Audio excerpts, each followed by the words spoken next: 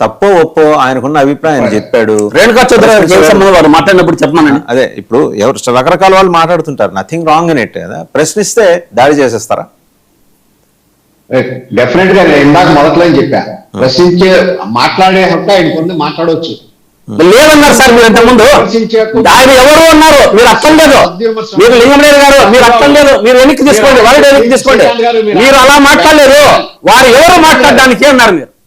మీరు ఆగండి ఒకసారి, మీరు సమర్థించుకోవద్దండి, ఆయన మాట్లాడి సమర్థించుకోవద్దండి.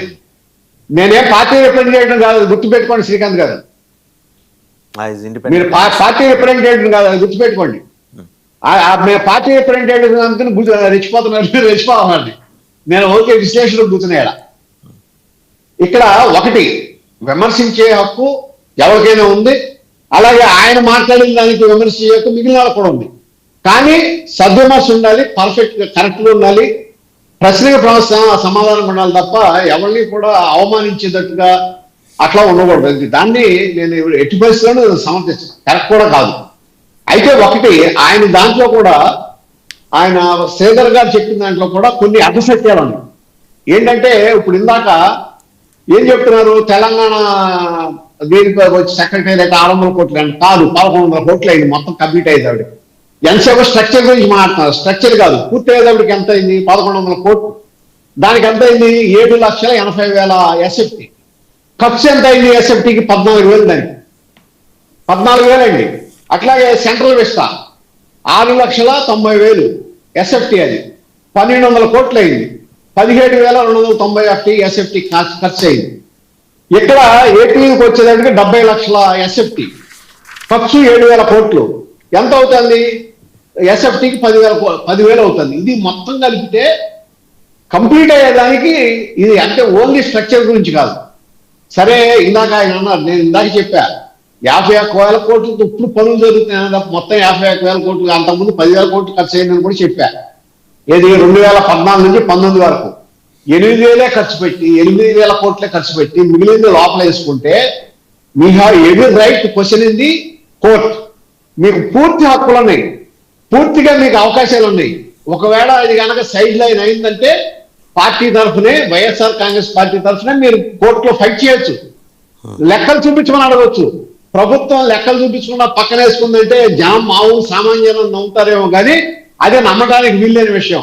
మీకు ఎక్కడైతే తేడా ఉందో, ఎక్కడైతే అక్కడ తేడాలు కనపడుతున్నాయో మీరు కోర్టులో ఫైట్ చేయొచ్చు, దాని మీద ప్రభుత్వాన్ని నిలదీయచ్చు, అసెంబ్లీలో నిలదీయచ్చు, పార్లమెంట్ లో నిలదీయచ్చు, అవకాశాలు ఉన్నాయి. అంతేగాని ఊరికే ఏదో ఊసిపాటగా మనం ఒక విమర్శ చేయటం కాకుండా దాన్ని ఒక ప్లాన్డ్ గా ఒక పర్ఫెక్ట్ గా చేయండి.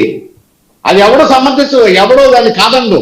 అట్లాగే కొన్నిట్లో ఈయన మాట్లాడిన వాటిలో కూడా మాడబోలు శ్రీధర్ కాదు, అక్కడ ఆ లోకల్ ఇష్యూస్ లో ఇక్కడ ఆ ప్రాంతాల్లో ఏముంది అనేది తెలియకుండా దాని మీద స్పందించినట్టు కనపడుతుంది. నేను ఇందాకే చెప్పాను మీకు, ఇవాళ టీఆర్ఏ 10 జగన్మోహన్ రెడ్డి గారు ఏదైతే చెప్పారో మావిగన్ను 10 కిలోమీటర్లలోపే తేడా దానికి దీనికి. అది ఒకవేళ చేయాలనుకుంటే జగన్మోహన్ రెడ్డి గారు అప్పుడే ఎక్స్టెండ్ చేసేయచ్చు. అప్పుడే 3 రాజధానులు అన్నారు. ట్రైన్ వెళ్ళిపోయిన తర్వాత ప్లాట్ఫామ్ మీదకి వచ్చినట్టు ఇప్పుడు మొత్తం పనులు జరుగుతాయంటే ఇప్పుడు 60, ఇప్పుడు ఇందాక ఆయన చెప్తున్నారు కదా శ్రీకాంత్ గారే, 60,000 కోట్లు 70,000 కోట్లు దానికి ఖర్చు అవుతుంది రాజధాని కంటే. మొత్తం దీన్ని మీ ప్లాన్ ప్రకారం మారిస్తే ఆ 70,000 కోట్లకి సమాధానం ఎవరిస్తారు? దానికి ఎవరు సమాధానం? అది అప్పుడు అది ప్రజల మీద లింగమనేని శివరామప్రసాద్ గారు ఇవాళ దాని మీద మాట్లాడటం తప్పు కదా. లింగమనేని శివరామప్రసాద్ గారు ఒక బ్రేక్ తీసుకుందాం. బ్రేక్ తర్వాత ఒక అంశం ఆ కింద ట్రోల్ చేస్తున్న వ్యక్తి రాసింది, పొరుగు రాష్ట్రం నుంచి తీర్పులా అని ప్రశ్నించారు. దాని గురించి మాట్లాడుకుందాం. ఇప్పుడు ఒక బ్రేక్ తీసుకుందాం.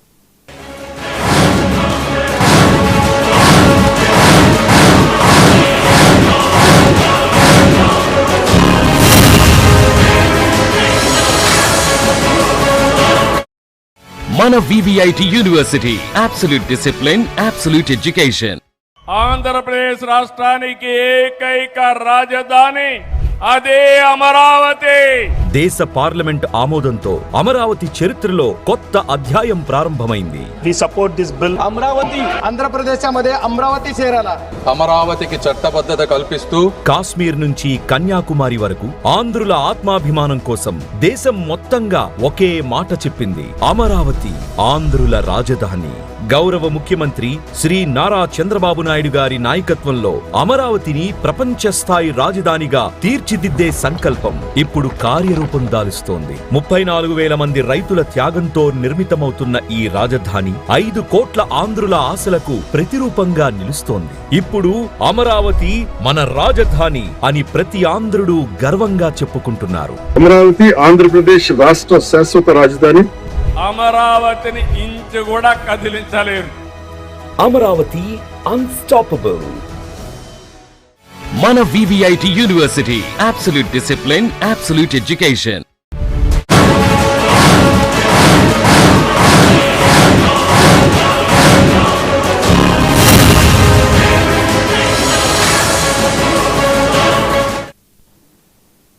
So welcome back. ఒకసారి మస్తాన్రావు గారి దగ్గర మస్తాన్రావు గారు, పొరుగు రాష్ట్రం నుంచి తీర్పులా మీరు చూసే ఉంటారు కింద కామెంట్స్లో చాలా ఘాటుగా హైదరాబాద్ని అడ్డం పెట్టుకుని దశాబ్దాల పాటు ఆంధ్రుల సంపత్తో అభివృద్ధిని అనుభవించిన మీరు, ఆయన రాసుకుంటూ వచ్చారు ఒక కింద ట్రోల్ చేసిన వ్యక్తి, ఇవాళ మీరు మా రాష్ట్రం గురించి ఎట్లా మాట్లాడతారండి, మీరెవరండి తీర్పు ఇవ్వటానికి, మా రాష్ట్రానికి ఒక రాజధాని ఉండకూడదని కోరుకునే నైతిక హక్కు మీకు ఎవరిచ్చారు, మాకున్న నైతిక హక్కుని మీరెందుకు ప్రశ్నిస్తున్నారని చెప్పేసి కూడా ఆయన రాసుకుంటూ వచ్చారు. మీరు ఎలా డిక్టేట్ చేస్తారు? 10 లక్షల చదరపు అడుగుల్లో సచివాలయం కడితే మాకు అంతే చాలని, అంటే మీరు పట్టుకున్నారు కాబట్టి 10 లక్షల చదరపు అడుగులు మాకు కూడా అంతే కావాలని మీరెవరండి చెప్పడానికి అని చెప్పేసి నిలదీశారు.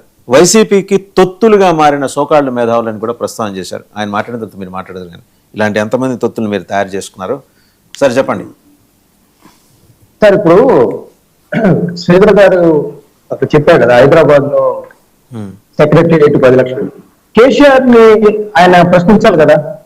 అసలు ఆల్రెడీ సెక్రటేరియట్ ఉంది, అంతకుముందు కొన్ని 10 కోట్ల రూపాయలు ఖర్చు చేశారు, విభజనకు ముందే ఖర్చు చేశారు. వాటన్నిటిని డెమాలిష్ చేస్తుంటే మాడమోహన్ శ్రీధర్ గారి కళ్ళు మూసుకుపోయాయనేది కూడా ప్రశ్నిస్తున్నారు.